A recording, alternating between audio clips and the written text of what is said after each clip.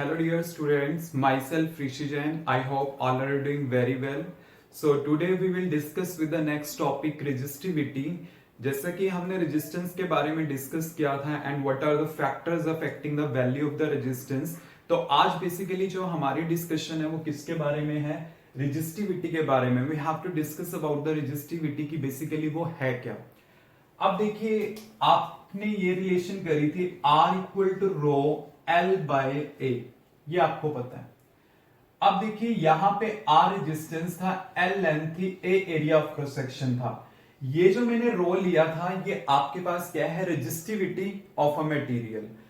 अब देखिए इसको मैंने डिफाइन करना है. मैं किस तरह से इसको डिफाइन कर सकता हूं, क्या चीज होती है ये मैंने डिफाइन करना है. आपके पास क्या होगा, यहां से अगर मैं L और A दोनों को 1 पुट कर देता हूं तो R का वैल्यू किसके इक्विवेलेंट आ जाता है? रो के इक्विवेलेंट आ जाता है.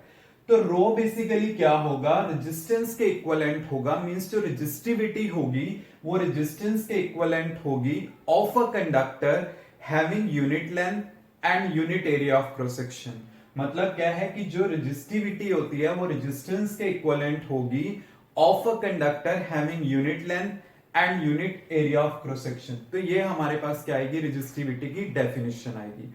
अब देखिए आपके पास क्या होता है कि इसके एसआई यूनिट्स जो हमने बेसिकली डिस्कस करने हैं, इसके एसआई यूनिट आपके पास कैसे आएंगे? यहां से आएगा rho equal to R A by L. R जो होगा उसके क्या होंगे? ओम. एरिया के क्या होंगे? Metre square.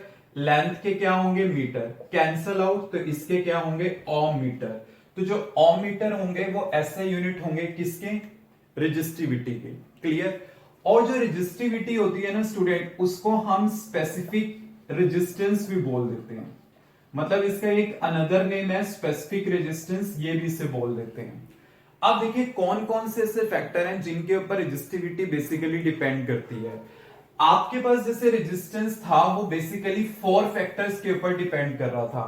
एक था लेंथ, एक एरिया ऑफ क्रॉस सेक्शन, एक था nature of material and the last one is temperature.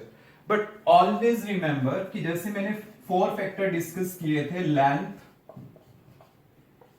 Second is area of cross section, third factor जो हमारे पास था वो था टेम्परेचर,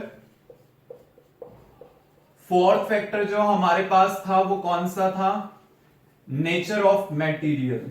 फोर्थ फैक्टर था नेचर ऑफ मटेरियल. अब देखिए स्टूडेंट, अगर मैं रेजिस्टेंस के बारे में डिस्कस करता हूं तो वो इन 4 फैक्टर्स के ऊपर डिपेंड करता है. बट जो रेजिस्टिविटी होती है वो फर्स्ट 2 फैक्टर्स के ऊपर डिपेंड नहीं करेगी. It only depend on these 2 factor. मतलब क्या होता है कि जो रेजिस्टिविटी होती है does not depend on the dimension of the conductor. मतलब वो लेंथ और एरिया के ऊपर डिपेंड नहीं करती. It only depends on the temperature and nature of material. In 2 factors के ऊपर ही वो क्या करेगी? डिपेंड करेगी. और जो वेरिएशन होती है रेजिस्टिविटी की with temperature and nature of material वो सेम ही होगी जैसे हमने कंडक्टर की करी थी. मतलब जैसे हमने रेजिस्टेंस फैक्टर को डिस्कस किया था कि जैसे हमने कहा था with respect to increase in the temperature vibration increase होती है और जिसकी वजह से क्या होता है? रेजिस्टेंस इंक्रीज होता है. तो आपने जस्ट रेजिस्टेंस के प्लेस पे रेजिस्टिविटी वर्ड यूज करना है. मतलब जब आप टेम्परेचर को इंक्रीज करोगे तो रेजिस्टिविटी भी क्या करेगी? इंक्रीज करेगी. Now next is nature of material. जैसे आप कहते हो ना रेजिस्टेंस अलॉयज का ज्यादा होता है as compare to the metal, तो ऐसे हम कह सकते हैं जो रेजिस्टिविटी होती है वो अलॉयज की ज्यादा होती है as compare to the metal. Just आपने क्या करना है? रेजिस्टेंस के प्लेस पे रेजिस्टिविटी वर्ड यूज करना है. बाकी इन दोनों से कोई लेना देना नहीं है. मींस वो डायमेंशन के ऊपर डिपेंड नहीं करता क्योंकि इनकी क्या होती है? यहाँ पे फिक्सिंग वैल्यू होती है. मतलब एक पर्टिकुलर वैल्यू होगी. तो ये था हमारे पास total about resistivity. Clear students?